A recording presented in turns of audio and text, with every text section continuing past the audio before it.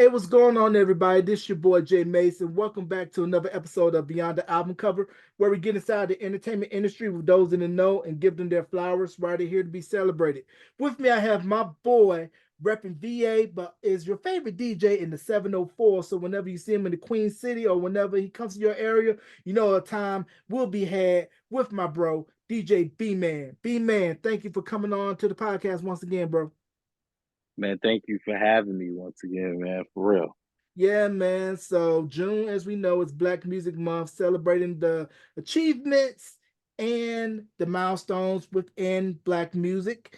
And there was a Yep. documentary that just recently dropped about Stax Records, which is on HBO and Max, entitled Soulsville, USA: The History of Stax Records. So, can we talk about, especially you from a DJ's perspective, the importance of Stax Records in their catalog with their music being sampled prominently all over hip hop? Of course, man. I mean, just looking at Stack's record, first off, the first person that comes to mind is Isaac Hayes. Isaac Hayes to me is just as important as James Brown. Like a lot of the music and R&B that we hear is based out of Isaac Hayes or either James Brown. I think Jean Knight was on Stack's records. A lot of her music was sampled. You got David Porter, Who Shot You? Uh, Ill Bomb was sampled from Stax Records. I mean, who else? It's so Eddie Floyd. Eddie Floyd was on Stax Records. Albert King, who was sampled pretty much for drums. I don't know why people like his drums or whatever the case may be, but Albert King, um, Booker T, and the MGs. Yes, sir. Um, Definitely. I mean that sample. It's so many artists that were on Stax Records, and a lot of the R&B music that we hear is either sampled from it or it's an interpolation of the old music. So yeah, Right. And then, of course, hip hop's close connection to Stax. James Alexander from the Barcades is Jazzy Faye's dad. yep, correct.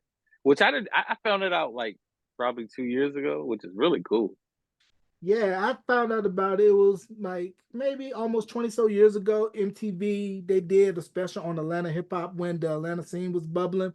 And I believe Sway had interviewed Jazzy Faye, and Jazzy Faye had talked about the connection to Stax, with his dad. And there was one time that came to Greensboro to Alexander Devereaux's, and he was there. And I told him, like, I've been a fan of your work. Of course, your dad was on Stax Records. And then he ended up giving me a business card for Show Enough. Oh wow, that's really cool. Did you random off topic? Did you know he was an artist? Like I just found that out like 1990. I just Yeah, found it there, out last year. Yeah, there's actually, I think, a video of him on YouTube with some of his early stuff before he started to go behind the scenes Production. into production. Yep, it's called Dancing in the Light, Mhm. 1990. Yeah, and speaking of Atlanta, have you seen the Freaknik documentary I yet? have. I seen it right when it came out. I definitely watched it, man. I had to watch that. Your take? Anything, listen, anything about music, a documentary. I got a documentary I gotta watch now, but anything that comes on and is black is us, I'm watching. Yeah, Rooting for everybody black. Shout out to Issa Rae. for sure. So, what was your thoughts on the Freaknik documentary? Because it looked like, when we were little kids when Freaknik was out, so we couldn't really get that full experience, but we kind of experienced it via proxy with those So Death based All Star compilations. Man, you know what? Watching that documentary, I never knew the roots of Freaknik. It was something. I'm 35. It was something that I heard about, and we seen the T-shirts and stuff growing up, but I never actually seen real footage, and I never knew that it was based off of a picnic, a Greek picnic, which is insane, and what it turned into. So, nah, I mean that documentary was very insightful. I had no idea. I thought it. Matter of fact, I thought Freaknik started in like '93. I didn't even know it was. And what it started '83? It was like really early. Yeah, it was like early 80s because they were stating, spoiler alert for some of you that have not seen the documentary. It's on Hulu if you haven't seen it, so too Sorry. bad.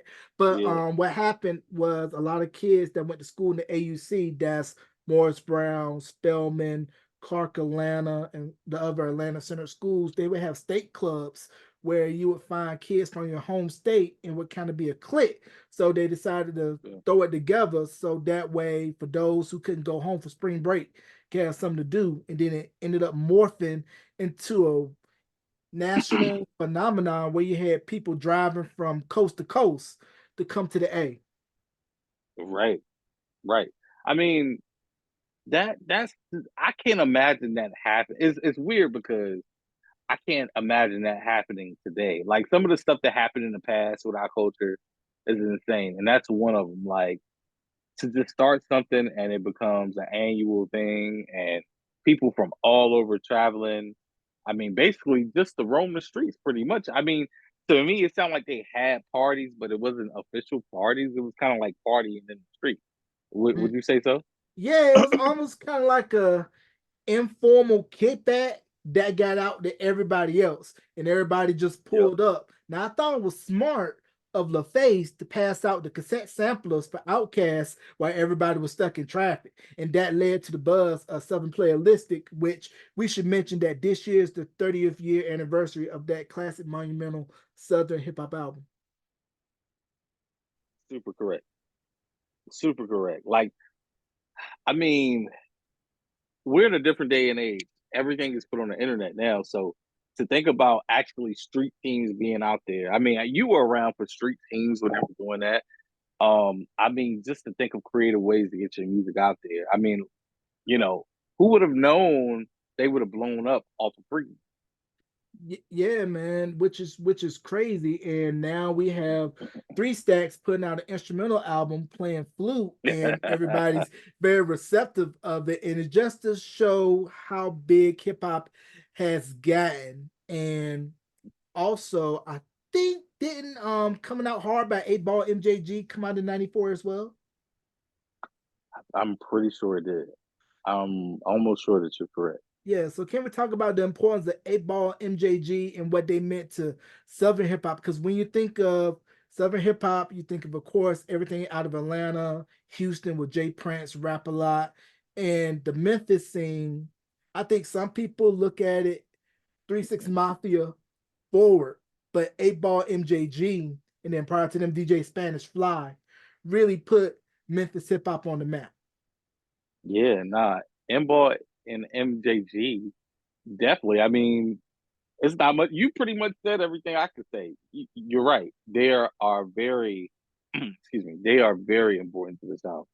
Um, I didn't learn of M ball and eight M ball and eight. I Eight messed it Ball up. Eight MJG. ball and MJG. Mixed it all up until I got older, and that was like Pimp Hard, Pimp Harder, and stuff like that. But yeah, from what I understand, they were very crucial to the down south. I don't know a lot. I know their music, but honestly, I'm not that fluent. Right. And if you ever make your way to Memphis, man, you gotta check out the Stax Museum. It's actually a replica of the old Stax studio built on the site where the original studio was housed, and you see a bunch of Wow. artifacts in the museum, actual reel to reels. You'll see Isaac Hayes, Oscar from Shaft, his Cadillac that he had insured by Bentley's over in London, and various other nooks, crannies, and treasures. So if you're a music nerd like myself, definitely the Stax Museum is where it's at. And also, Al Green has a church in Memphis, and if you may stop by on a Sunday, you may be able to catch him in the pulpit like we did. I heard. Didn't you go? Yeah, Yes, yeah, yeah, you yeah, I went. did. Yeah, I did. So we went, my wife and I, on a vacation out there, and we lucked out because the Sunday that we went, some of the members said, "You lucky," because he's on the road doing stuff, wherever, so he hardly's ever there. But the man Right. was in the pulpit preaching, singing, sound just as good as the record. Now you know your church is a big deal where you got a bus full of tourists pulling up to the front on Sunday morning to get a seat, and knowing that the Reverend Al Green is in the building. One lady tried to sneak and slide a program while she was going around the collection plate. I'm like, at least have some decorum. She tried to sneak and get a program, So slide him she a tried to program. slide the church program to the pulpit for him to autograph. Oh, how did he react? He was like, okay, I signed it later. I was trying to find him after service. I get a handshake, but I guess he know like everybody's gonna be trying to want to talk to me, shake my hand. So let me go ahead and dip out. Sure, sure. I was wondering how that was. I wanted to do that as well. Like that seems really cool. Was it Yeah, awkward? Was it like to see him up how there. was it experience? Yeah, like how was it experience? Because I don't know if you've ever heard him preach. It's your first time hearing him preach. Was it like just us there? Was it like black, white? It What was was the experience? primarily the congregation was us. Of course, the tourists Mm-hmm. was they're not like us. So it was definitely a good time all the way around. He know the word and but vocally, I was surprised at how strong he still sounded. Still sounded like those records that you heard being played at cookouts and on the radio, and just to see one of the great vocalists, entertainers of our generation in the flesh. For me, Right. that was enough. I did my picture taking before I went in for church service. Well, went to Sunday So school. were there people in there with phones like sneaking pictures? Like Nah. no. Okay. Nah. All right.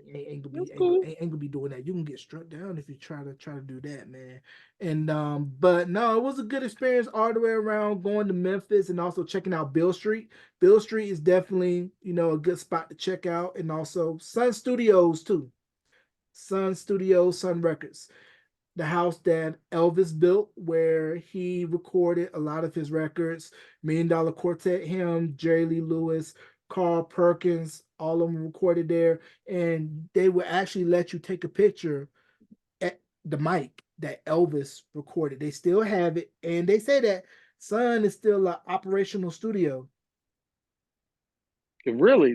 So does it have new equipment or is it Yeah, they got new equipment, but like for the tours, they have like the old equipment with the mics and the old consoles and things like that. Because I believe the tour guide had said that 3 6 actually cut a record at Sun, wow? That's crazy.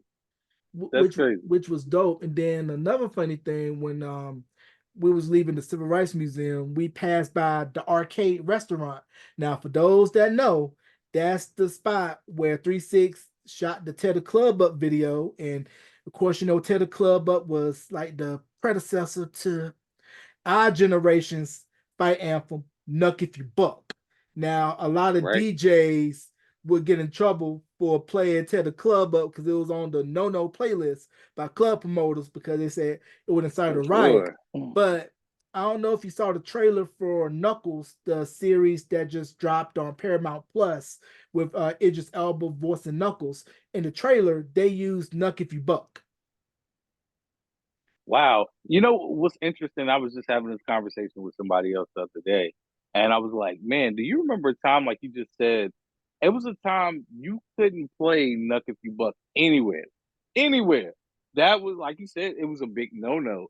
So the fact now in 2024, you can play that song and I haven't seen a fight in years over that song. You know what I mean? Like nobody even thinks like that anymore. But at one point, oh my God, that meant the party was over. You played that? Fight Oh, it starter. was a problem. Fight Yeah. fight starter. That Soon being them snares drop. And somebody meme up. You knew a fight was gonna happen when that played. Be a beer, a beer, never yep. scared, head busters. Pretty much anything that came out of Atlanta during the crunk era, that was Yep. fight starter. Facts. Facts. What a time to be alive, man. Yeah, man. So let's just talk about real quick how, like we mentioned, the crunk era and how Lil Jon, everything that came out of Atlanta in that period was on fire. And Sure. those records, when I'm sure you probably got told by promoters, don't play this, Oh don't man. play this, don't play this, and you try to sneak it in anyway. But you know that I'm our old boy in the Triple X white tee with his crew, and he looked like he about to head to the exit door, and he going to go get something. Right. Oh man, I mean, man, listen, that was a different day and age. Like I said before, man, playing those records. it really meant something then, and people took that stuff serious. It was like a bird call. You know what I mean? Mm, It was never at that time. I don't think I've ever not seen a fight if you played it. Like I think it not recently, within the last 10 years, it became like, okay, nobody's gonna fight. Everybody's adult. This mm, record means nothing. It's just something that we heard listening growing up. But at that time when it first came out, any crime month, that whole first album, oh, you was fighting. Um, those some D. Now, what was it? Not those some D's. Never scared. Anything Little Scrappy, anything Little John, almost. You were fighting. mhm. You were fighting. Yeah, of You know what I course. mean? Or Yeah, you better get near exit. yeah. That's why when I went to the club for the few times I was outside, I sat down. I made sure to keep my eye on the folks in the club because, like we Sure. said, certain songs was gonna be a instant fight starter, especially when you had that liquid courage in the system. Oh, for sure. For sure. Yeah, I'm kind of glad those days are over, man. Like, you know, I don't really club anymore, but when I do go out, if I'm out in a setting, like my thing now is more so lounges, or if I even do that. But if you play those records, man, everybody's chill. I can't imagine playing somewhere and those songs start fights now. So it's kind of crazy looking back at this time. Yeah, that's when you would have a 22 twos moment where you got to get on the mic and say, see, that's why we as a people can't have anything because we don't know how to go in Yep, places and act properly. Who told me shut up? Him, correct. him, him. Get him out of here.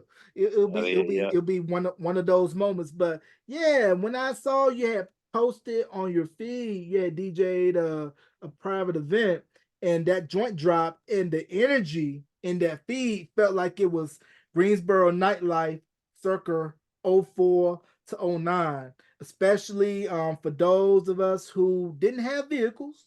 You were riding the heat bus, GTA, shout out Bingo. to GTA. You were going to Alexander Devereaux, Jibs, Rumble Latina, In Club, Atlantis. Those were the night spots that Oh man, I Atlantis, heard about. Montego Bay. Oh, Montego Bay was before, especially before my time. You remember Montego Bay? That was like the Yeah, Jamaican yeah, club. yeah, Yeah, yeah, yeah. Yeah, yeah, yeah, man. Because I remember seeing a whole gang of folks with their outfits on, some ladies with their freakum dress on, going to college Thursday night, knowing that you got an 8 a.m. and you were going to class with your wristband on the next day.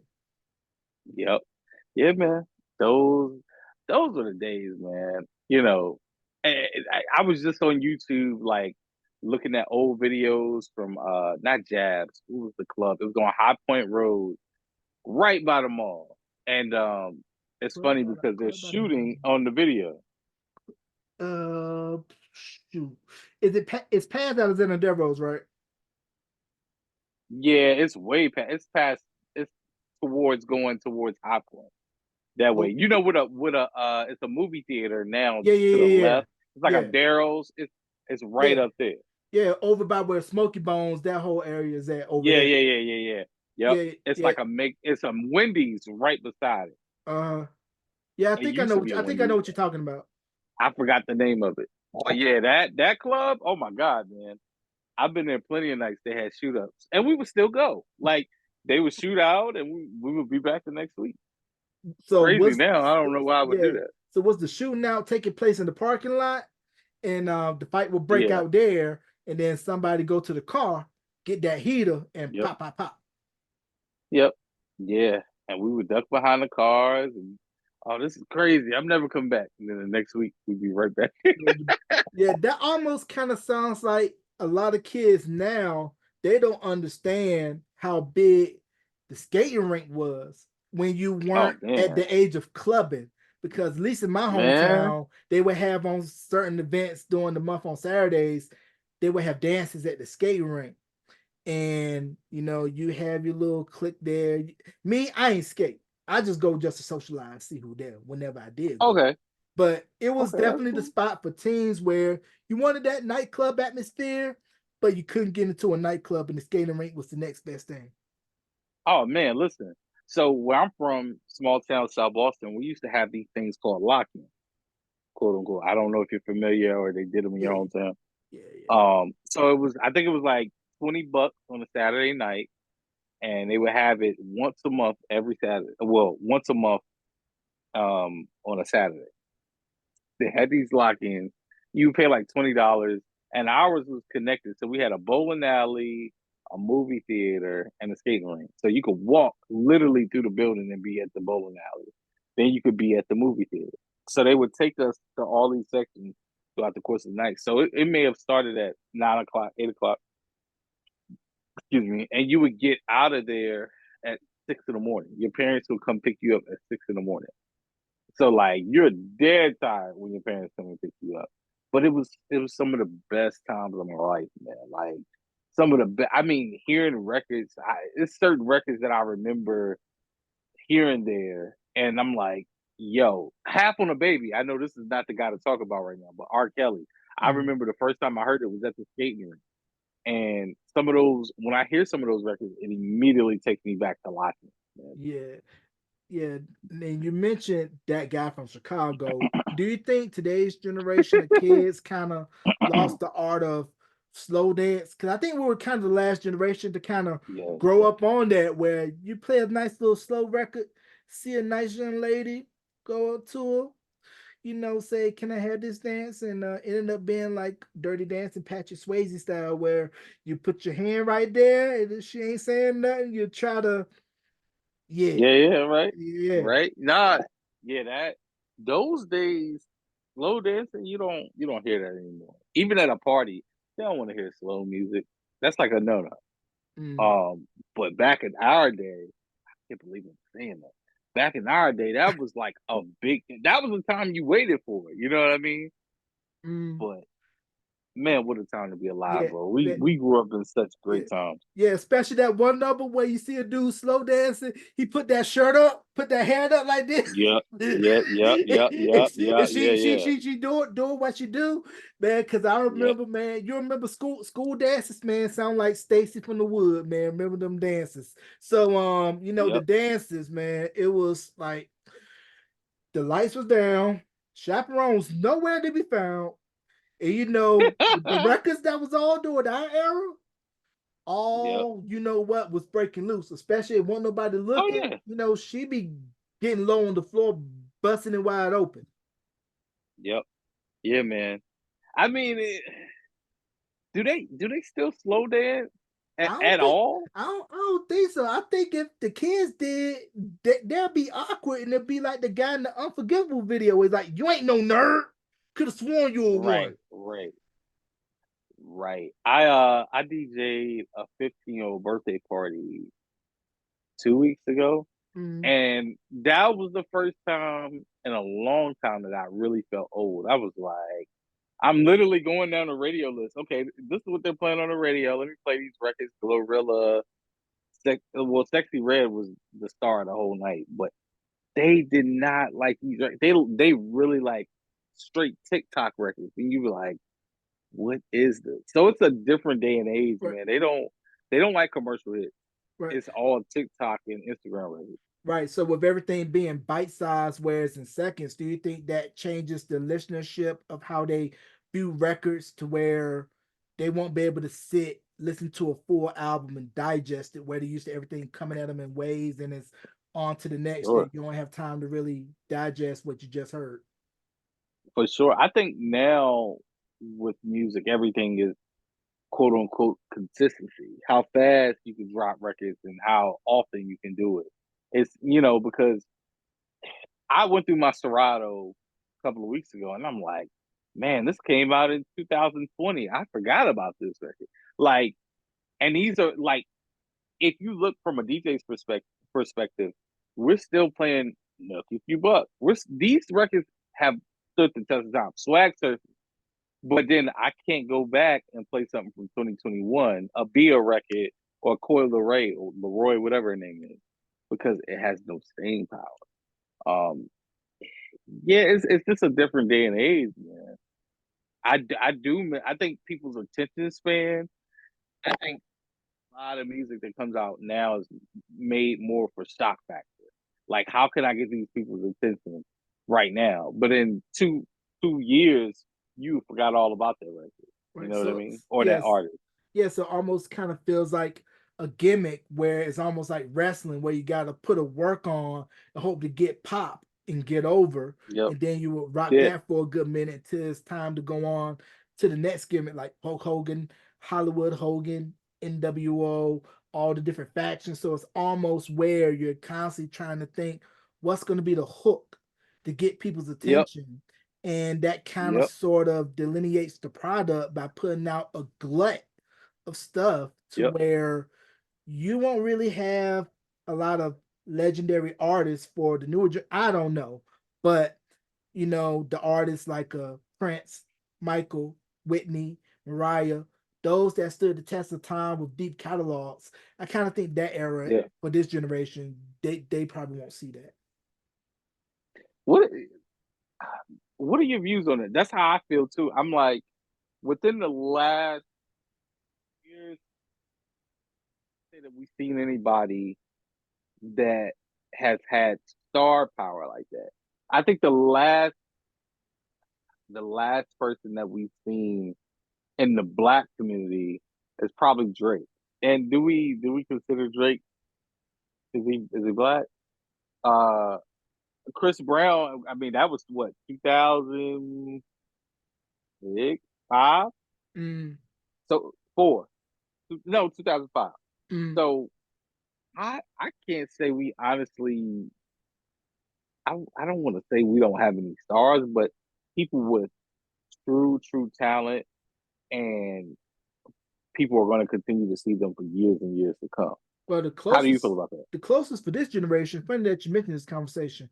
Mr. Raymond, heck of a year for Mr. Raymond, headlining the Super Bowl halftime show, dropped the album, getting ready Sure. to go on tour, and he's getting ready to receive the Lifetime Achievement Award at the BET Awards this year. So I really think he's the closest, him and Beyonce, of this generation to kind of see the magnitude like we saw with Michael, Prince, Whitney, Madonna, and just really have that stand power to where when Usher and Beyonce put out records or go on tour, they're gonna sell out and they're gonna do numbers.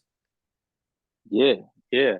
I mean, it kind of worries me, man, because I'm such a music person, and I'm like, you know, it bothers me to think in the last 10 years we haven't seen anybody stick.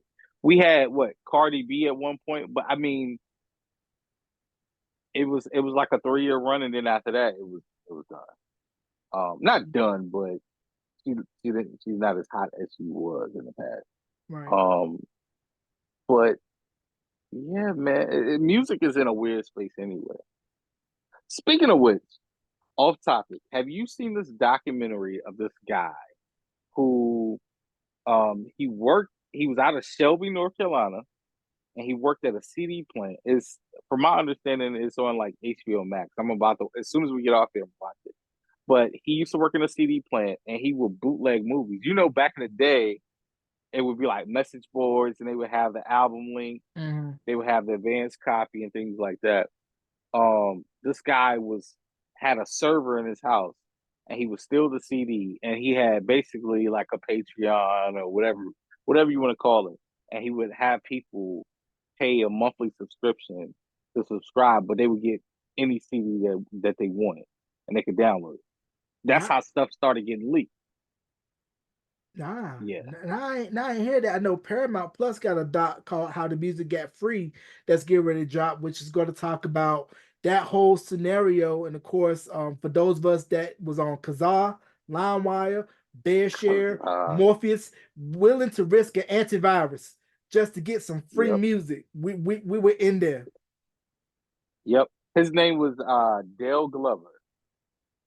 Nah, I gotta Dale Glover. watch this Look stuff. I look gotta that watch up. this stuff. Yeah, Look yeah, that up. definitely gotta look that up. But given how when that revolution happened, the music industry was shaking in their boots because they know we ain't gonna pay $20 for a CD when there's two or Yep. three cuts that we like and the rest is filler. The price point for a cassette was gonna run you about 15 or 12, depending on where you got it from.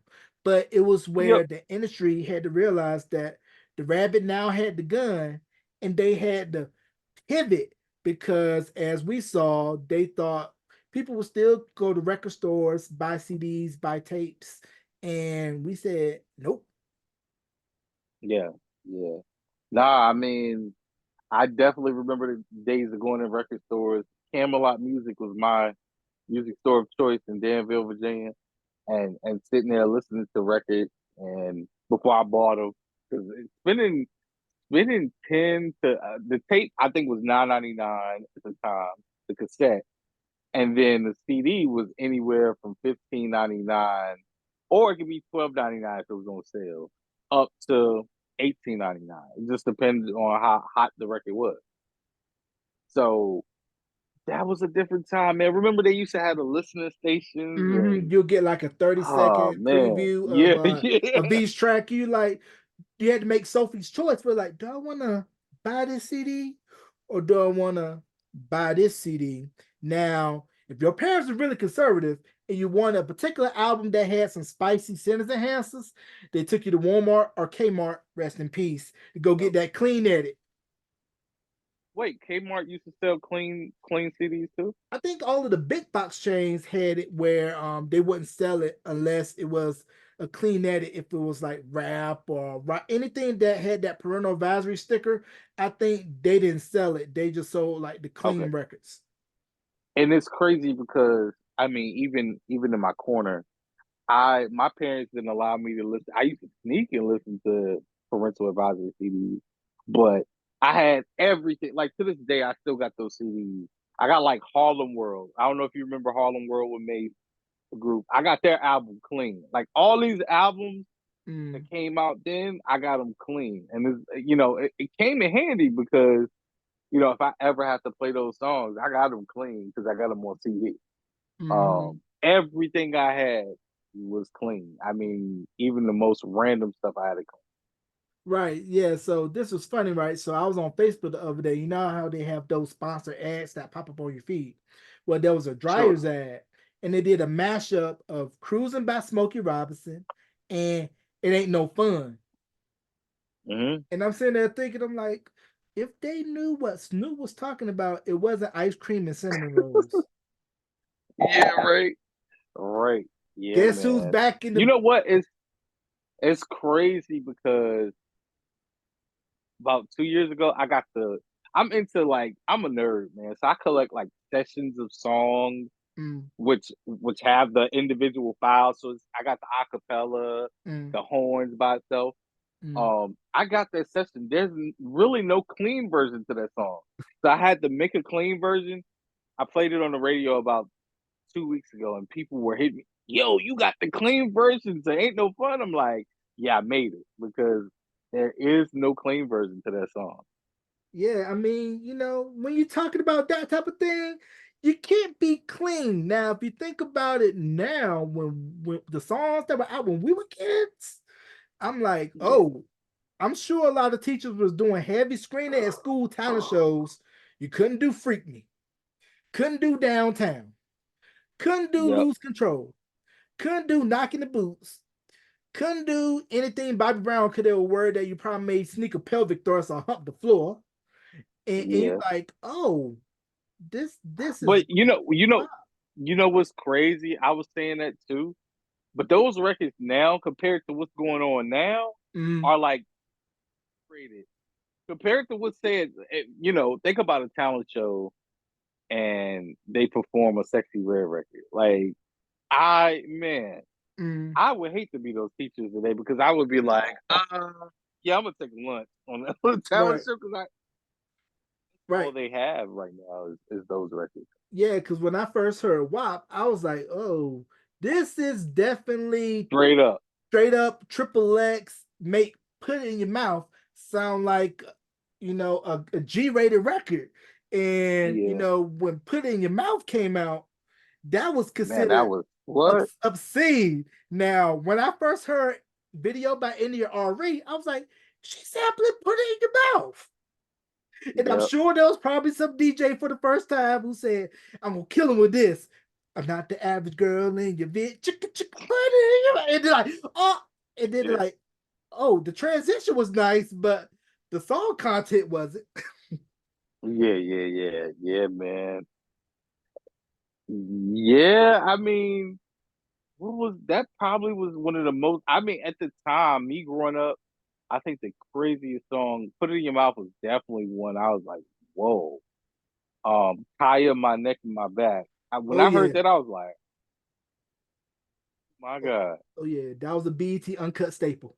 If you know BET Yeah, Uncut, some of you will stand past 2 o'clock, 3 o'clock in the morning, willing to wake up to Curtis Thomas to see BET Uncut, because that's where I heard Down for My Hitters for the first time. really?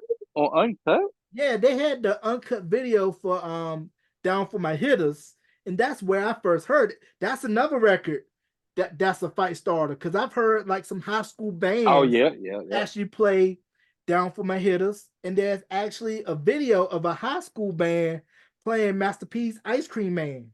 And I'm like, he ain't talking Wow. about Dryers and Edie's. Nah, he definitely not talking about ice cream.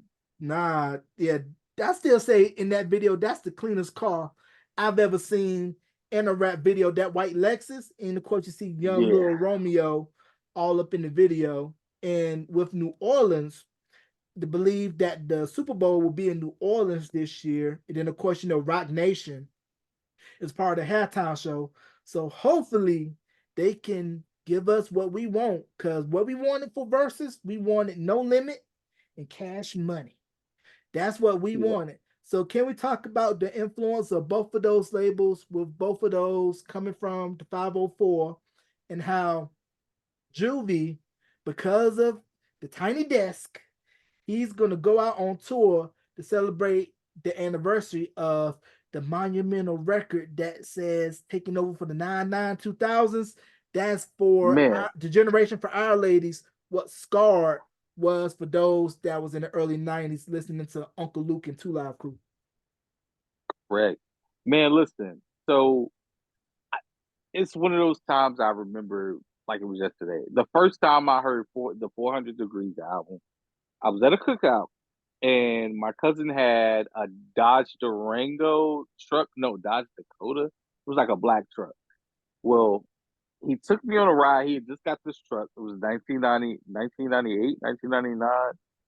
And he puts in the CD. He was going to VCU, if I'm not mistaken. And he put the CD in. He said, "Yeah, this." He had just went off to college. He was way older than me. He was like, "This is what we listened to at school," and he played me "Ha." And me as a hip hop fan, even at the age I was 9 years old, I'm like, "What is the like?" I don't understand. Like, it just didn't make sense. It wasn't your traditional rhyming pattern. So when I heard Juvenile first, initially, I didn't like Juvenile until I heard Back That Thing Up. That was the record that really, because I honestly I didn't like Han, but it then Master P and No Limit, they did something monumental as well by having double disc. I mean, technically, the first album that was double disc was DJ Jazzy Jeff and the Fresh Prince. He's the rapper, I'm the DJ. That album, but No Limit. A lot of people didn't do it until Tupac did it with All Eyes on Me. And then who really, in my personal opinion, really made it famous was uh No Limit. No Limit was giving you two CDs for the price of one. So they changed the game. They changed the game, man. Being independent, um, and those two, it was weird because it was kind of like at the same time almost. Like they were both out, but they were both dominating the music scene at the same time in the South. I mean, it was a time you couldn't go anywhere and not hear No Limit or No Cash Money. That was just a must. It was the sexy red of today. Yeah, and especially once Hot Boys Pop. Yeah, for sure. For sure. I remember I wanted the Big Timers album and Walmart couldn't seem to stock it clean. And my mom was like, "You are not getting that Big Timers album." Yeah, she didn't want you to get your Yep. roll on, man. She didn't want me to get my roll on. So Yeah, yeah, man. man. Yeah, man. So hopefully we can get that for the Super Bowl halftime. But when we look at Wheezy, how he debuted on Get It How You Live and see where his career trajectory has went. What was your take on seeing him when he first dropped? Because a lot of us heard him, on Hot Boys, and of course Black is Hot. Then of course he put out the Carter, Dedication, Can't Feel My Face, and all the classic mixtape Wayne. And just give your thoughts on Wayne's career evolution. And I mean, once again, a superstar. I mean, Wayne, just to think, Wayne came out 98, 99, and then he reinvented himself in the mid 2000s when he put out the Carter series. That was a whole nother uproar. It was like he was a different person. Because if you listen to the Block is Hot and then you go listen to the Carter 1, Carter 2, totally different person. Um, all the way up to the Carter 3. Then he did the rock star stuff. Um, and then he went and evolved into putting out Drake, Nicki Minaj, and artists like that. Um, I mean, it's insane watching them because sometimes I literally look at Lil Wayne, I'm like, wow, that's the same guy that was out singing "The Block Is Hot." Like it's like because physically he looks different, but it's almost like, wow, that's crazy. That's crazy. That's a legacy. Yeah, it's definitely crazy to see his run and another person that had a run. And a lot of people were upset at his Tiny Desk performance because the crowd was not live. Jeezy, Snowman Jeezy, Thug Motivation 101 Jeezy, Now listen, Patty Cake Microwave Jeezy had people yeah, wanting to go to that trap. yeah, it definitely made me want to be a street pharmacist at one point in my life. Even though that's if you know me, that's totally not me. Um, man, Jeezy. Here's my personal story with Jeezy. 2005. I think it was what was the website I used to go? It was like a forum I used to go to, and they would leak albums. So I had Thug Motivation 101 probably 6 to 7 months before it came out. So I remember, and at the time I was doing production, I remember listening to it. I was like, man, I don't know about this. Um, I played it one time, and I told my best friend, I said, yo, this album, I'm not a big down south. I was more connected to the East Coast music. So when I heard this album, I said, yo, this album is crazy. The beats on it are different. And then we went to Super Jam and he performed. And me and my friend who went with me, we knew all the words because we had the album early. And this is when Jeezy was almost opening up. This is when he was with Boys in the Hood. So Mhm. nobody knew his music. And it's just crazy to see his evolution. Like it was like Jeezy was chunky at that time. Jeezy's skinny now. I mean, my school, I had every snowman shirt with the glitter on it. They banned all of them from my school. That was like a big thing. You couldn't wear the snowman shirts. Um, you know, it's crazy watching Jeezy. Like now, Jeezy got a daughter. Jeezy was just in Greensboro not too long ago. Word. But just it's crazy watching these artists, and I'm happy to say that they're maturing, but it's kind of weird at the same time Right. watching like Jeezy go from bald head bandana, like making you believe he sells drugs still, to now it's like, yeah, I juice and juice at home with my daughter. Like what? Yeah, Yeah, that's that's crazy, right? crazy. Yeah, because I first heard Jeezy when he had his cameo on So Icy with Gucci, and I was like, okay, that's when he got put on the radar for Jeezy. But man, when Snowfall dropped, of course, it had DJ Drama and it had the Gangster Grizzlies drop. It just made me, whoo, '05, '06, '07 Greensboro, tall tees in the building. That's all I thought about throughout that whole album because it just took you back to that moment. And like we said, Thug Motivation 101 Jeezy was a street classic. For sure, for sure. I mean, I remember man, cheesy. And the crazy part, bro, is if you look at it, and tell me if I'm wrong, his Mm, whole career, to me, in my personal opinion, is based off that first album. Like nobody knows.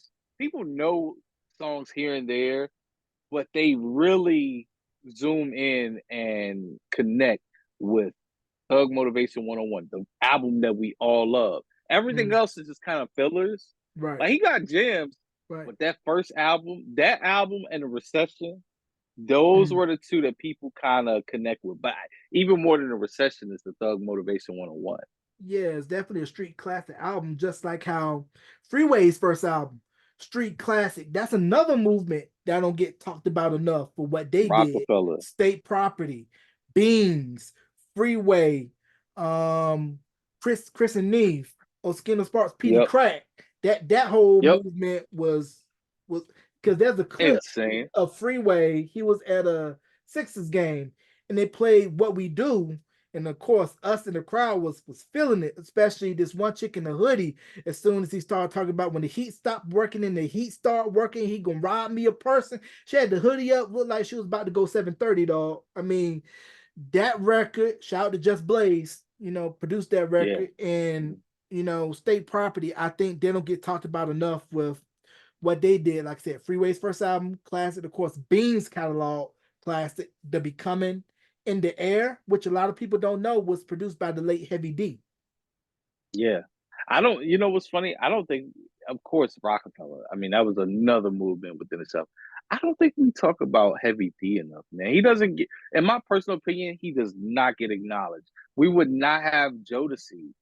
If you ever heard the story, he was the one who heard Jodeci in the hallway and brought him to Andre because the A&R fell asleep on him.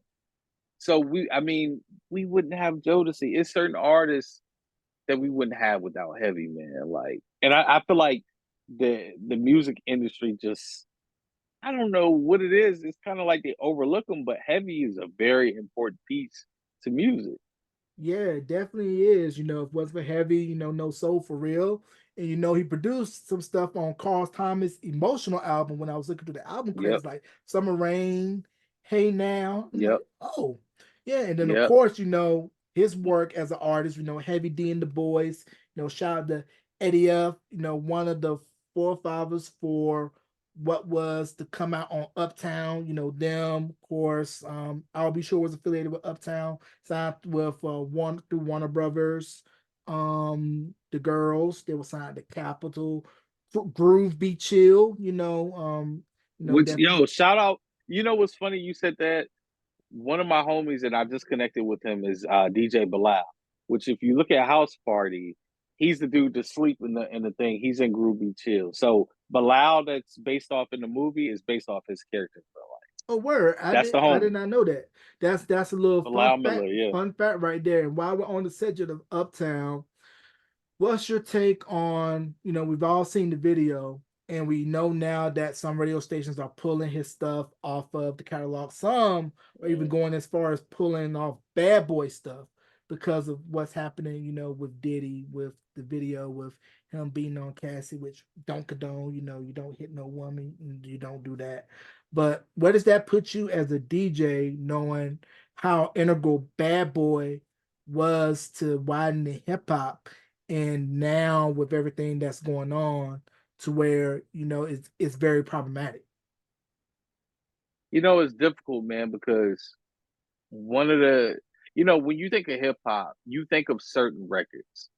In the late 90s, I immediately think the record that I immediately, if somebody came in a room, never heard hip hop before, and they said, "Hey, play me a record that was huge in the 90s, everybody likes it today, and it was huge at that time too," I will play the Benjamins.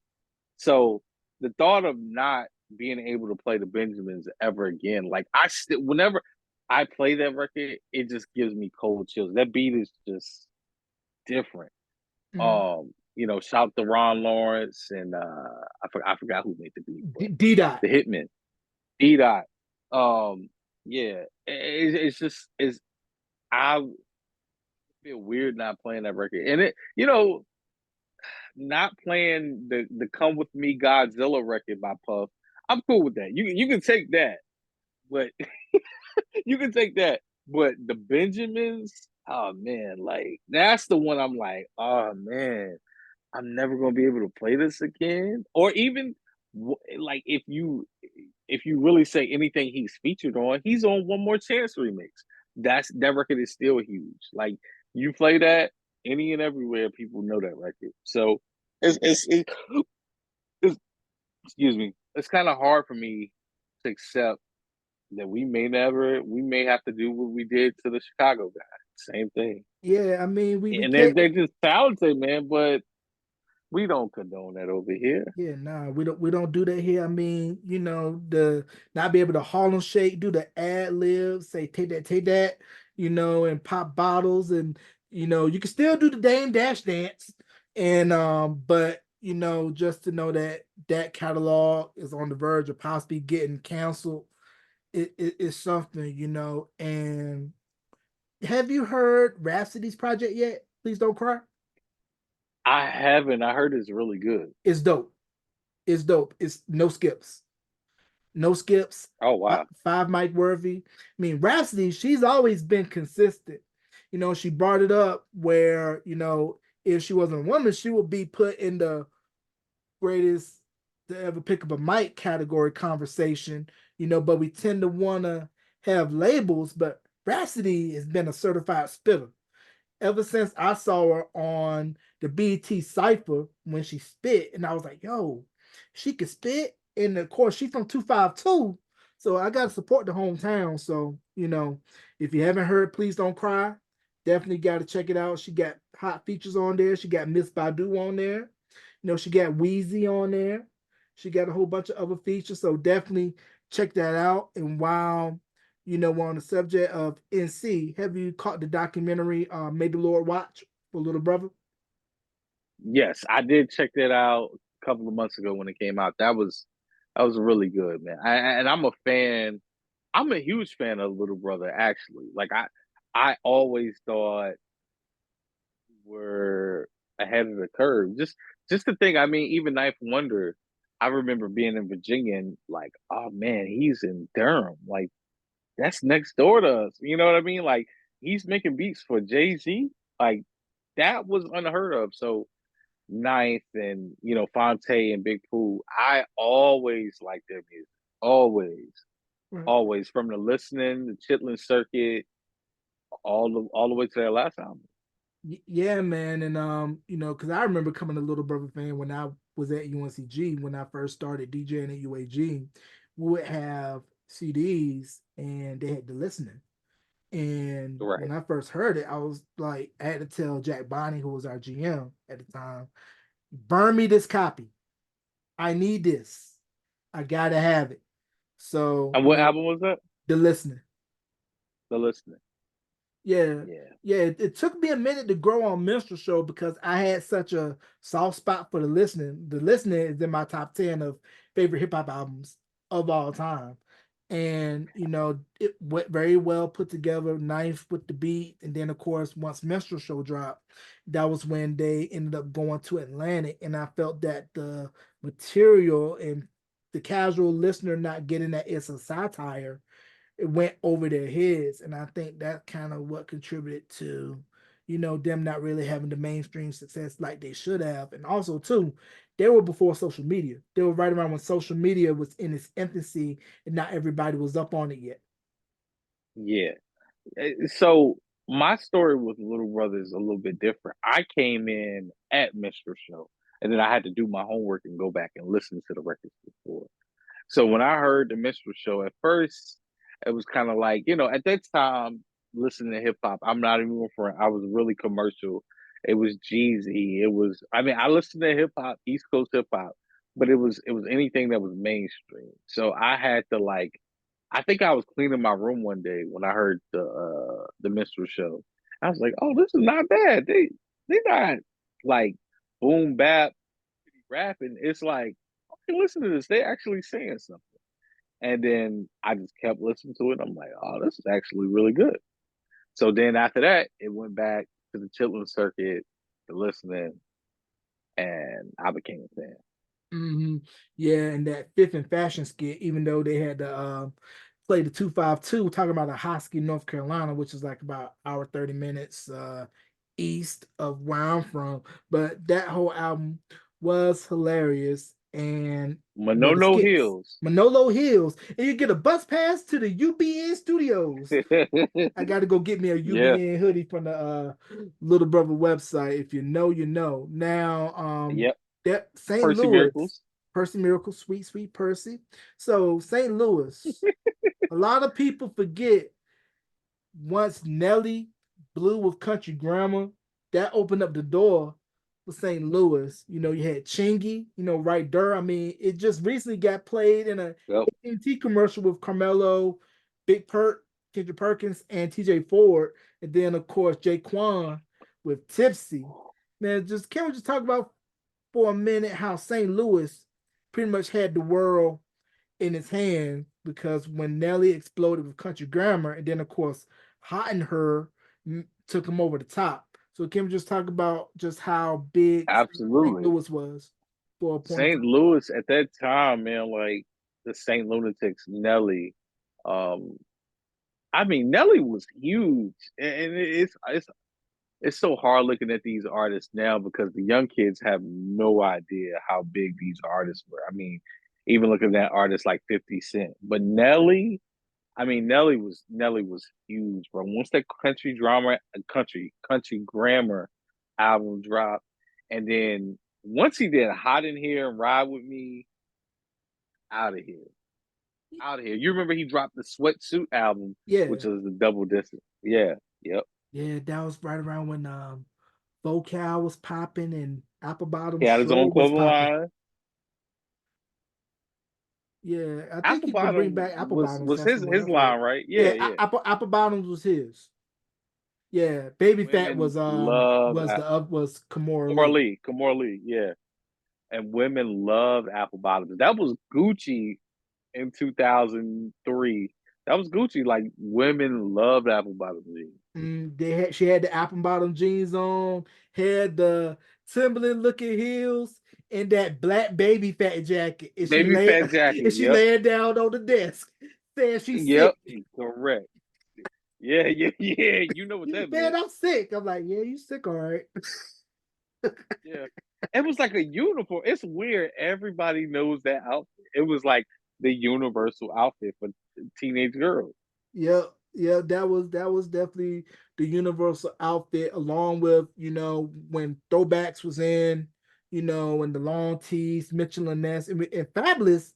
I think Fabulous was kind of like the one to kind of usher in the throwbacks because I think prior to him, I think Big Boy had on in one of the Outcast videos a Nolan Ryan Houston Astros throwback, but Fabulous pretty much brought it in to where Yeah. you had dudes wanting to go to the website for distant replays or go to their local mall to try to find some sort of throwback because that was considered Yeah. currency if you could get your throwback jersey.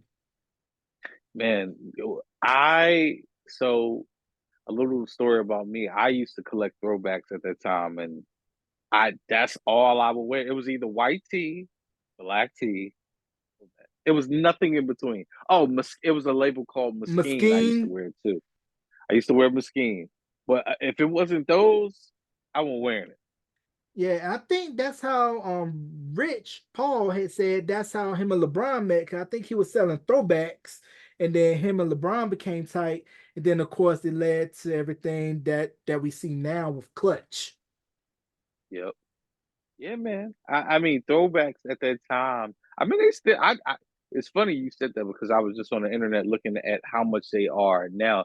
Now they're a lot more affordable because at that time, I remember everybody wanted the Michael Jordan throwback. That was the one everybody wanted, and they didn't even license his jersey at that time. If you had it on, it was fake. It was no Michael Jordan Mhm. throwback. Um, and just looking at them now, they're way more affordable than at that time. I seen throwbacks go for $600, and in Mhm. 2002, 2003, $600. I mean, it's a lot to me now, but $600 was like $6,000 to me. Right. Yeah, then I just read that Virginia Tech, they're gonna go back to the unis that they had when Michael Vick was on campus doing this thing, and of course, he got busted for the whole dog thing. There's a good 30 for 30, which talks about all Yeah. that. But just can we just talk about how the two cultural trendsetters in football and basketball hail from VA? Is that Michael Vick and who else? Bubba Chuck, Allen AI. Iverson.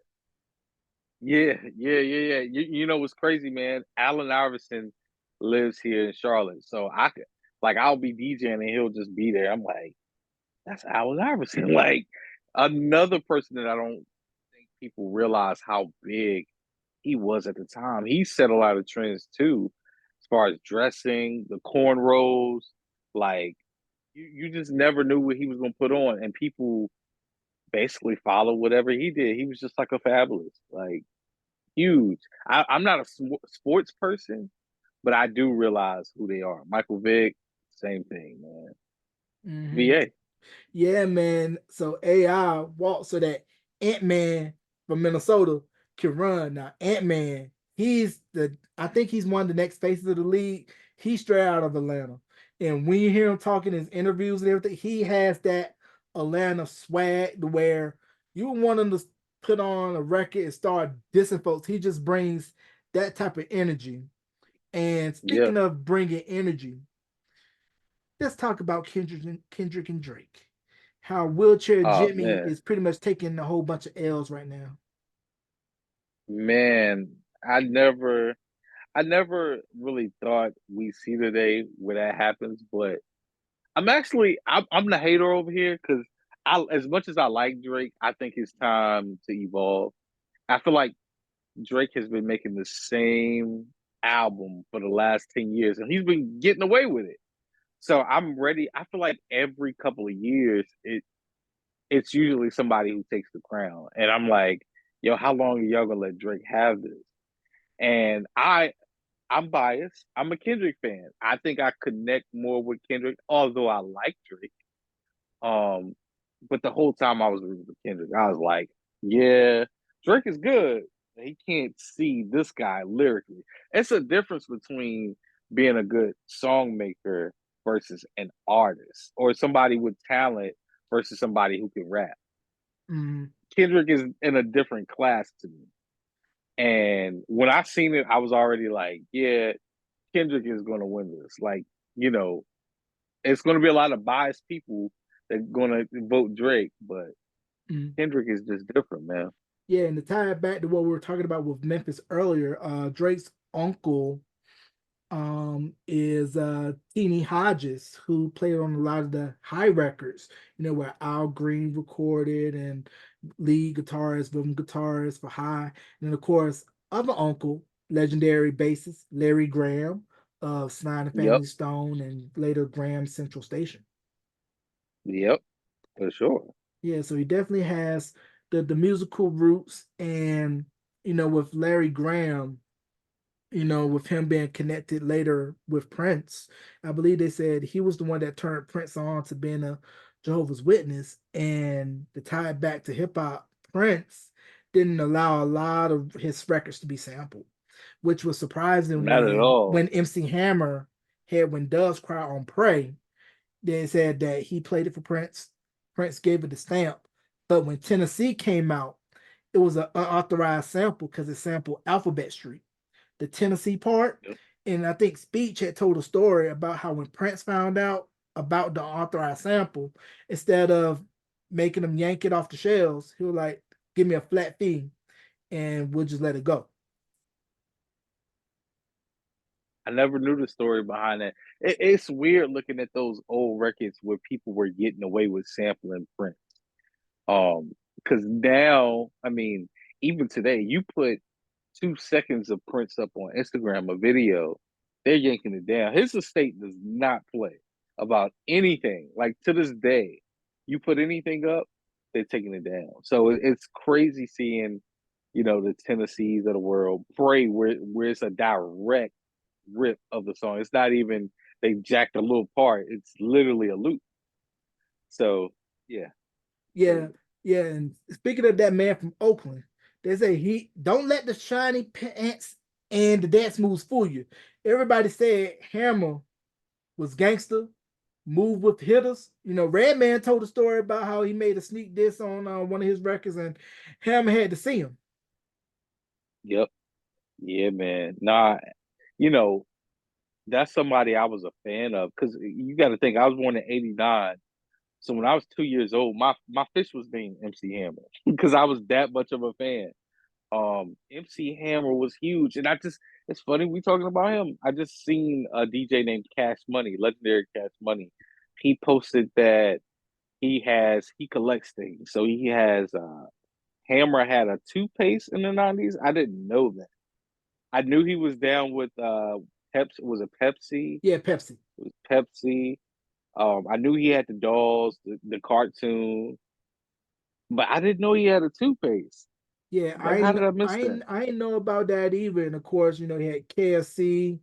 He was Yeah, endorsed KFC. British Yep, Knights, and yep. Hammer was a movie. I mean, Please Hammer Don't Hurt Him went diamond. And then another group who I think a lot of people kind of overlook their success and how they were also responsible for rap crossing over. They had a Saturday morning cartoon as well, Kid and Play.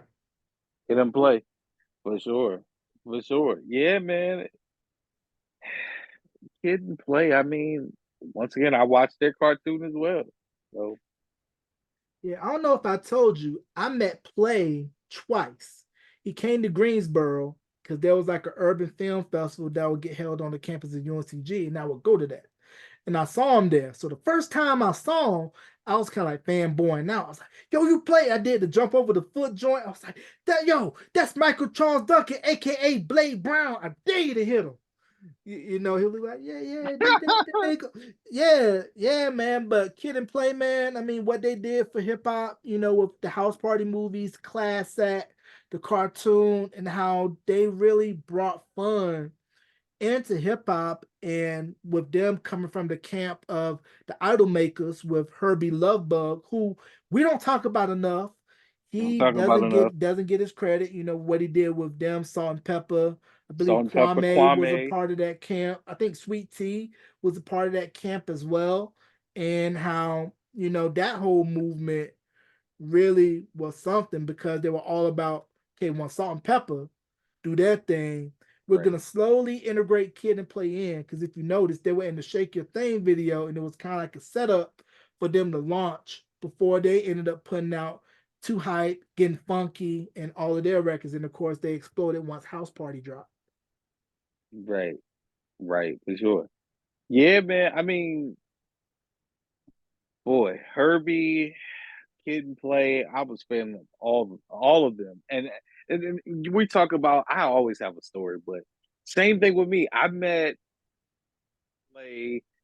It's crazy, man. 2007, one of my friends go, "Hey, come with us to this hip hop convention." I go with him to the hip hop convention, and basically, it's Knife Wonder is supposed to be there and play. And I said, "Yo, I wonder when I'm going to meet Play." True, this is a true story. It was a hip hop class. They were giving a lecture, and there was a desk in front of me, and I'm literally all that's on my mind is meeting Play, and I'm like, what if he came in here and taught the class? Like, I'm going to fanboy out. He literally walked in and sat right in front. Like when I tell you, right in front of me, like I can do like this and I can touch his head, and I'm sitting there trying not to be a fan, but I'm like, God, that's Play. Because when I was a kid, man, every weekend there was two movies I watched. It was Home Alone and House Party. Every week I rented the same movies every weekend. So for me and Class Act too.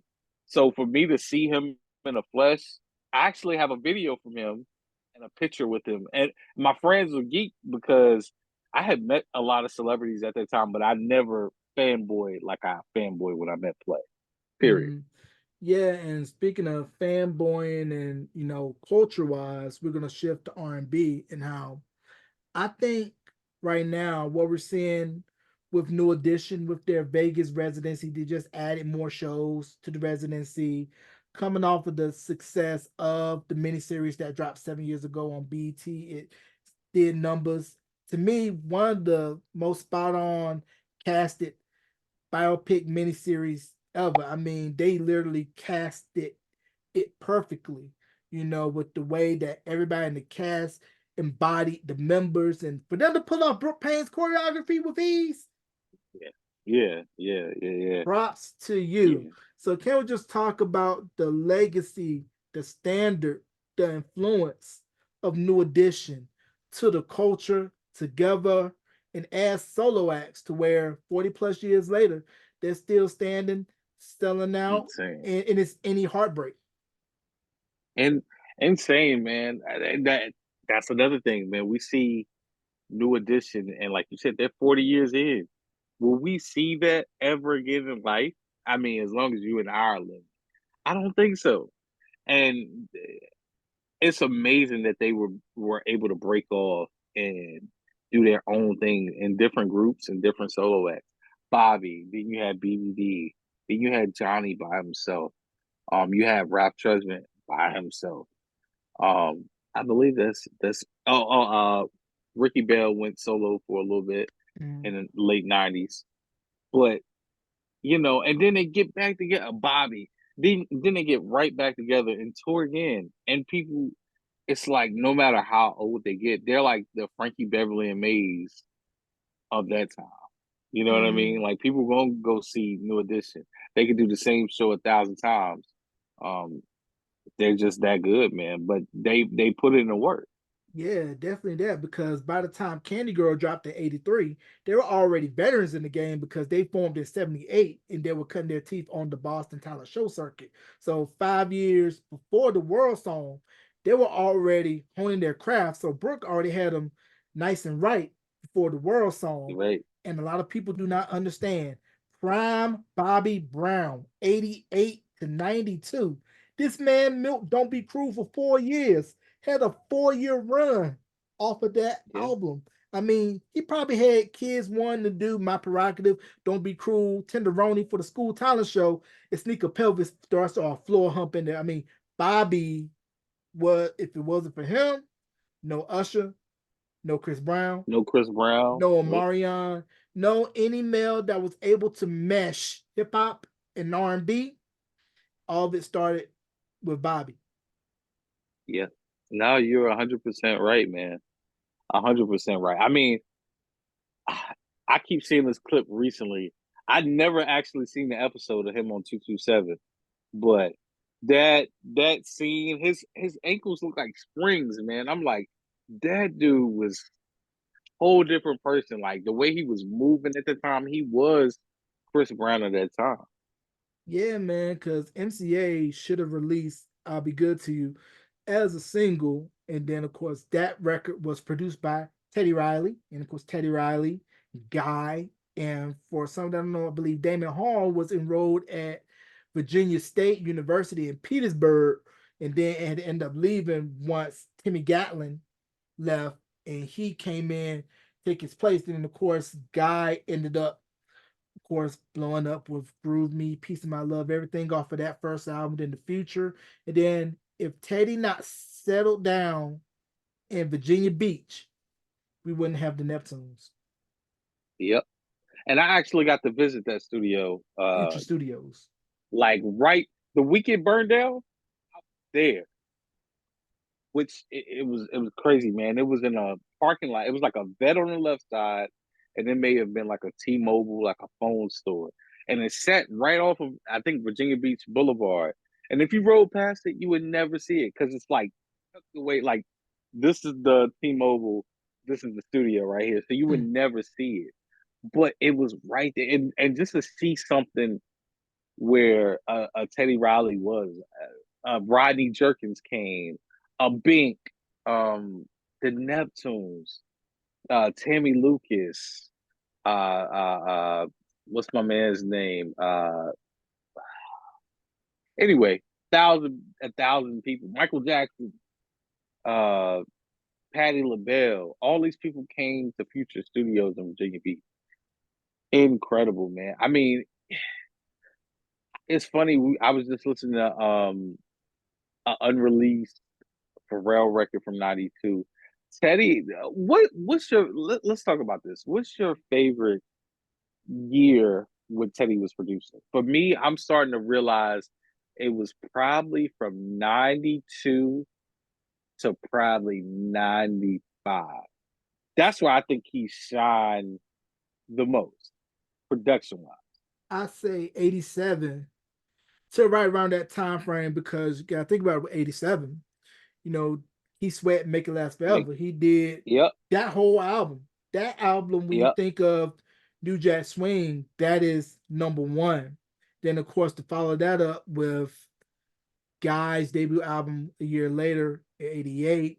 And then, he did some cuts off In Effect Mode for I'll Be Sure. Did the Future album came out in 90. Dangerous, Yep. 91. Then Blackstreet's album, I think, was 93 or 94. And then, of course, Another Level, everything after that.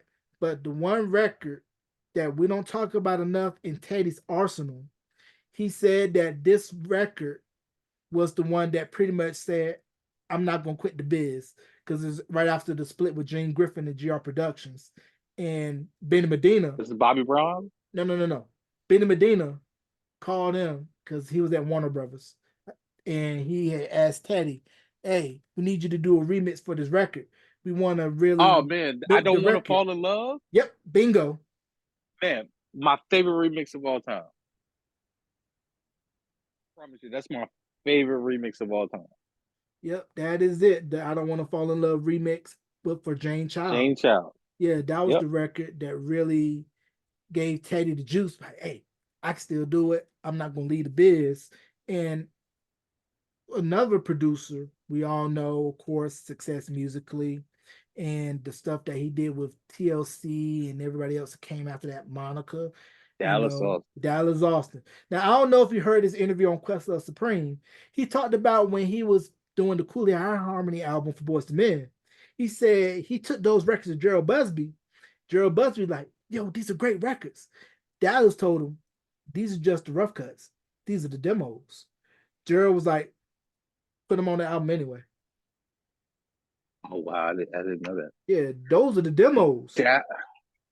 Dallas has a crazy story. He's kind of like I don't want to say Clarence Avant, but he's one of those people that was in everything in every era, and it's always like a great story. I listened to his podcast on Questlove Supreme, and he had a lot of crazy stories, even with like Illegal and those groups. Like, man, Dallas is out of here. Yeah, that Highland Place Monsters album, underrated. Which one? Underrated. Highland Place Mobsters. It's actually streaming now on streaming. So it's where it's him, Chip, Maniac, and I forgot the other member. But it's kind of like their fusion of hip hop, R&B, Little Rock, kind of their type of Josie. Very good album. Very solid album. They had a record called Let's Get Naked. They actually did a video. And, I think it would have lasted longer had Dallas not blown up production wise, because this was, of course, coming off of, ABC and TLC and how monstrous that movement was. Now, the one thing I wish JD and Michael Bivins would have did, sat down. We got two of the hottest cats in the country.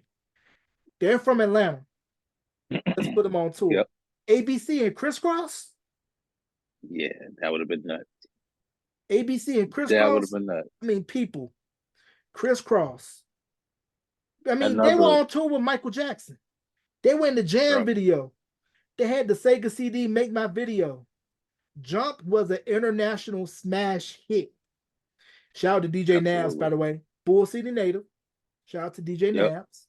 And shout how, Kris Kross, if it wasn't for them, we wouldn't have no Bow Wow. Bingo. Yeah, man. Kris Kross was another one. I mean, that's right in my era, bro. It's a couple of records. My first memory of hip hop is two records. Well, no, it's four records. Okay. All right. So my first memory of hip hop is Criss Cross album. That was the first album that I owned, hip hop Totally crossed wise. out. Totally crossed out. Right? Is Day One Effects, Nice Dodge Effects, effects. 92. Sometimes I rhyme slow, Nice and nice and smooth. smooth. And Tonight by DJ Quick. Those are my Mm. first, like when I think of it, that's the first four songs that I remember hearing. I'm like, what is that? But when I remember my cousin had the Tonight single and he took me to the store to buy some candy and he had an Alpine tape deck. And I remember him popping the cassette, it was a single. He popped the wrapper off and put it in. And I said, what is that? He said, this is a guy named DJ Quick. And he played Tonight. And I was like, yo, this is insane. And I was 3 years old. Well, because that came out the one, but I think it was like 92 when I heard it. But Mm. yeah, those records, as a kid, I was like, what is this? Totally crossed out. That was the first record I heard with sampling and all that good stuff. Yeah, man. My cousin, she had the tape. She made it for me on a dub on a Memorex Oh man. cassette tape where it was like the see through. It was on Yep. one of With them the joints. colors. Yeah, with the colors on it. It was like Yeah. purple and yellow Yellow. on the Yep. wheels. Yeah, man. And I don't know if you know this that I Want to Sex You Up was originally for BBD. No, I didn't know that. Yeah, it was I originally did for not know that at all. yeah, it was originally for BBD, but they ended up passing. And when I interviewed KT Kevin Thornton from Color Me Bad, he confirmed that it was originally for BBD, but they ended up passing, and it ended up becoming, of course, an international smash for Color Me Bad, and it ended up selling gangbusters of the New Jack City soundtrack. And it was so white hot, the single. When I first interviewed KT, he told me Cassandra Mills at Giant, she had told them, you guys got to get in the studio to record an album because people weren't buying the soundtrack. They were just wanting to just buy the single. And that led to the monster debut album of CMB and what was to become with Color Me Bad. Right. Yeah, man. Um, Color Me Bad. Yo, speaking of Color Me Bad, yo, I know I keep going off the subject, but there is a Train Awards, right? That I remember like it was yesterday. It was one of those award shows that you're like, man, I remember that like it was yesterday. It's 1992 Soul Train Awards. It Mm. has Color Me Bad, Jodeci, Patty, Luther. Who else? I remember them singing "I Want to Sex You Up" and Jodeci doing like a whole. It's on YouTube now, but I used to watch this all the time. And that's one of those award shows that kind of stand out. Do you have any award shows that you just remember, like a 1987 Um, American Music Awards? the Soul Train Music Awards were always a get up for me. The American Music Awards back in the day Yep. was a get up for me. There's actually on YouTube, it was a video performance of, I think it was 91 or 92. Video Music Awards, not Video Music Awards, American Music Awards. Keenan Ivory Wayans was the host. This right around, of course, when And Living Color was hot. And they had New Kids on the Block perform. They were doing No More Games, the remix. And Okay. in the performance, they had a troupe of dancers dancing behind them. One of the dancers was J Lo. Yeah, J Lo was one of the dancers, and then in the middle of their performance, they brought out Flavor Flav. Oh So wow. I try to tell people all the time, New Kids on the Block, don't let the pop stuff fool you. They were R&B to the core because they were originally marketed for the R&B crowd. They got R&B airplay, R&B exposure, but once, of course, MTV, Nickelodeon, and all the pop stuff started coming in, that was where everything started to change. But no, they were R&B to the core. And to think about it, folks, a black man put together the world's biggest pop group, Yo, Maurice Starr. Please Don't Go Girl is cold. I'm surprised nobody sampled that yet. Me neither. Me Yeah, neither. especially those 808s. I mean, Maurice knew what he was doing. Where it was like, let me take what I discovered with New Edition, apply it to this, it's gonna sell like gangbusters because they didn't know at the time that even though they were marketing New Kids to the R&B, that there wasn't a pop group out, a whole Yep. lane that they stumbled on by accident. And then of course we got everything to come after that with Take That, Boyzone, Westlife, all the European boy bands, Backstreet Boys, NSYNC. Of course, 98 Degrees come from that school, of course, more leaning towards Boys to Men, but it's still all relative in how tying it all back to New Edition. New Edition, the forefather of modern day pop, R&B, male groups. You can't mention those other groups without New Edition. And Yep. another group who I wanted to blow up bigger, they had a good run, Troop. Troop for me. True. Yeah. New Yeah. Edition's one, Troop is two. If it isn't love, my favorite video of all time, Spread My Wings, number Spread two. my wings. Number two. I Oh mean, my God. Okay, so let's talk about this. So I had this debate. Do you like the original Spread My Wings or the Clark Kent remix? Clark I Kent, like the Clark Kent Clark Kent remix. remix. Clark Kent remix. Easy. Easy. Yeah. Easy. I mean, the video set it off even more so when I saw them breaking it down on the roof, R.I.P. Reggie Warren, and how, you know, Steve Russell vocally, dancing wise, young Michael Jackson. I look at Troop, of course, they call him the West Coast New Edition. Their dancing was tight like any, but they brought more of that street element. In New Edition had the traditional Motown Temptations, Four Tops, Dramatics, Blue Magic, because that was the school that Brooke Payne came from, Charlie Atkins, Motown, that whole thing. But Troop was a whole problem. Sure. Sure. And then of Yeah, course Troop Steve, was hard, man. yeah, man. Then of course Steve, where he later became to be as a songwriter and producer, all the records that he did. When I interviewed him, he had told me the story about how Gas to Be for B2K came about. It was where he was pitching it to Sony, and the head at Sony at the time was a Troop fan. He told Steve, "We want a record for this young group that would sound like a Troop record," and it was for B2K, and that's how Gas to Be ended up becoming about.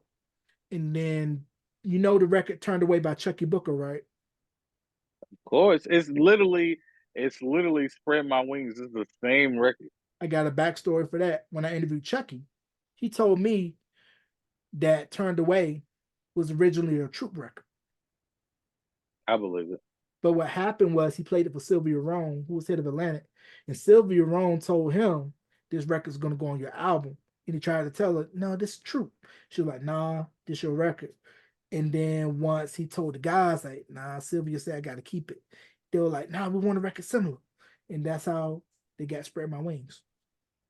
Yeah. And it's funny because I can hear them say it's the same exact record, but I think it worked in both of their favors because I can't see Troop singing Turned Away, and I can't see, him singing Spread My Wings. No, man. And the funny thing about records like that, you wouldn't even know that, the similarities behind it until you kind of know the backstory. Like, it took me a little less than a couple of months ago to figure out that on every little step, Bobby was pretty much repeating the first verse in the second verse. I'm like, that's how good the song was, and of course the production, with L.A. Babyface Yep. songwriting. And when you think about Don't Be Cruel and how I think L.A. and Babyface, they were able to find that sweet spot for Bobby that they couldn't find on Yeah. the King of Stage album, where we're gonna Yep. take the sensibilities of R&B and mesh it with the hip hop attitude that Bobby brings. But I would love to Hmm. hear Babyface's demos of those Don't Be Cruel records to Oh just try to man, hear, you because he put out that demo of him doing Rock Steady Whispers. before it got Yeah, cut by the and I Whispers. like I. You know what's funny? I like the demo better than I like the song. I was like, this is incredible. Now the Whispers did a great job, but Mm. that demo, fire, man. Babyface and Terry Lewis, not Terry Lewis. Babyface L.A. Reid. Ah, L.A. Reid, Jimmy Jam, and Terry Lewis. I'm messing it all up, but yeah, I mean both of them. I kind of put them in the same boat, but to me, I don't know, man. I have my days where I'm like Jimmy Jam, but Jimmy Jam and Terry Lewis were like the OGs to me compared Mhm. to Babyface in LA. Yeah, of They course. were they were it's literally the same sound, but just Yeah, older, younger. yeah, because Jimmy and Terry had that funk because with them coming up under Prince in the time. Now there's a movie called The Idol Maker. I don't know if you've seen it. It's on YouTube. So it's a movie about a guy who moonlight as a waiter at a restaurant, but he's a songwriter by night. And he's like, I don't have the juice, the charisma to put these songs out. So he finds this kid, young looking. Let me place this kid, put these songs on him. Then he ends up creating a stable of acts to put out more of his stuff.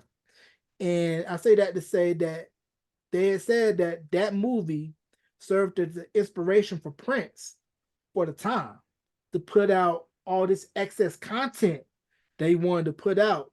So I'm gonna put these acts out, put these songs under them. And it was kind of smart too because it saved them from being overexposed by putting the songs out under different entities. But at the same Yep. time, you got people thinking, I like the time, I like Vanity Six, Apollonia Six, but all in all, even though they're all under the Prince family tree, at the end of the day, it's still Prince. Bingo.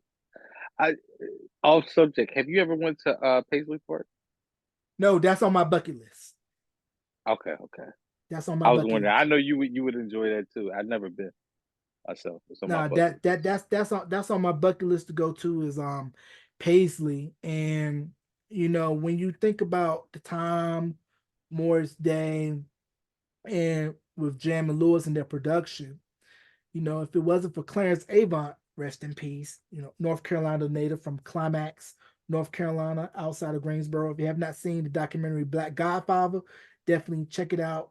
And about how integral he was in a lot of people's careers, not just Jam and Lewis, but we go down the list of everybody that he's influenced and touched and dropped jewels on. And, you know, he was definitely a true record man.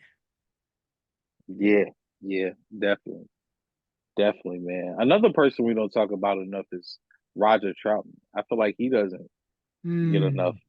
Yeah, I mean, production wise and creativity, Mm-hmm. Roger was a whole different level. And of course, if it wasn't for him, we wouldn't be able to hear Shirley Murdoch because she was featured on a lot of those Zap records. And speaking of Shirley Murdoch, Yep. um, I don't know if you've seen the video on YouTube, but it's a video of Kanye of him making this beat. He's in the studio He and uses Shirley Murdoch. Go On Without You record. You were with me. Yeah. Yeah, it ended up becoming Pay the Price for Do or Die. But to see him literally create that beat from scratch and him trying to figure out how to make it sync up and how to that just for me kind of sum why, at least for me, why I fell in love with Kanye. You know, because when I first heard Champion, I was like, who is this? And then once College Dropout came out, it was over. Yeah, college college dropout was one of those records. I had it the day it came out.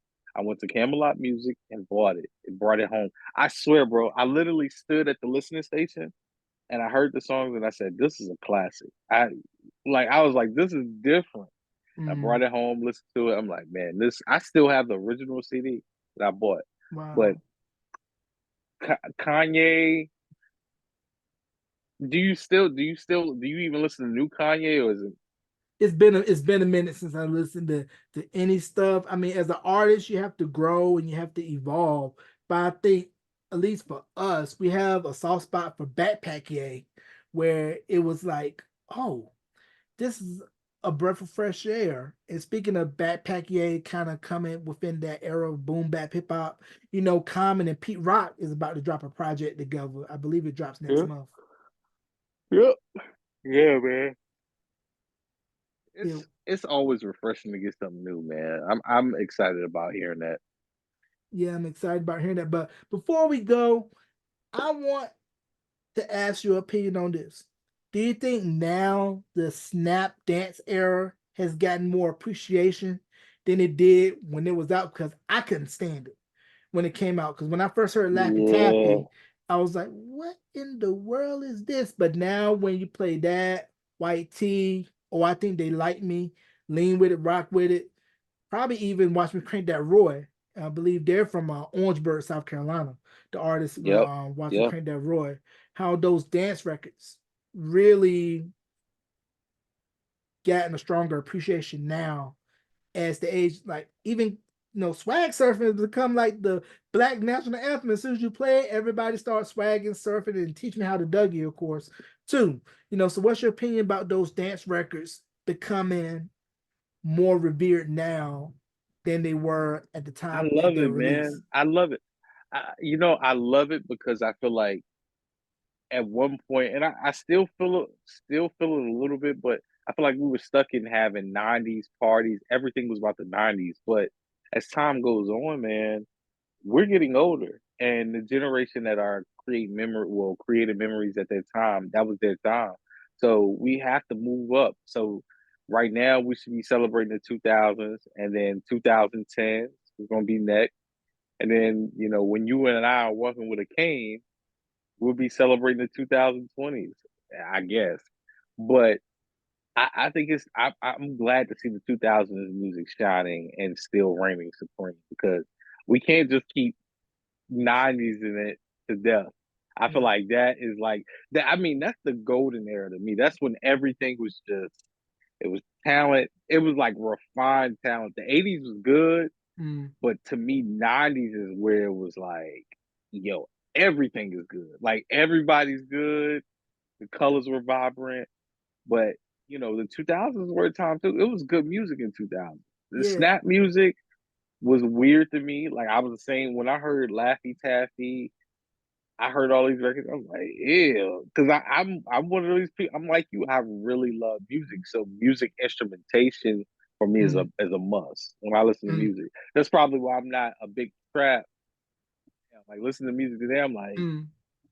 I'm not really into most of it, but yeah, I mean 2000s, man. I mean we had some good records in there too, Yeah, I was like just as that much with as the T-Pain '90s. as well. Because when I'm Sprung first came out, I was like, what the world? But as we saw, T-Pain can sing without auto-tune. And T-Pain, Yeah, great songwriter, great producer.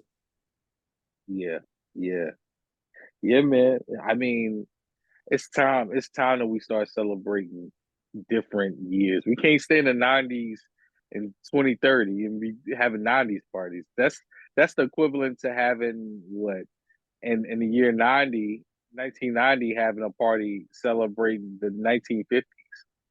Yeah, yeah, we're gonna see throwback parties where folks gonna be cranking that Soldier Boy and super soaking. Yeah, we're always gonna hold the '90s dear to our heart. It's not going nowhere, but we gotta celebrate more music. Yeah, we got to celebrate that. And on that note, we're gonna put a bow. Do you have any shout outs you want to give, bro, before we go and plug the Patreon where folks can get those exclusives? Shout out to you for having me again and sitting here and nerding out with me about music. So thank you again. And the Patreon is www.patreon just B man. That's B as in boy, MAN, no DJ. Just B man, no DJ. Yeah, definitely That's it. support that. He's your favorite DJ's DJ. Get those exclusive edits, especially all my DJ folks out there that want to get your set right, popping during the summer, so that way you don't have people leaving the floor. And you can catch this interview wherever you stream and wherever you listen to podcasts. Ladies and gentlemen, let's give a big thank you to my bro, B Man, for coming on. B Man, thank you for coming on, bro. Thank you, man. Thank Yes, you. sir. Yes, sir.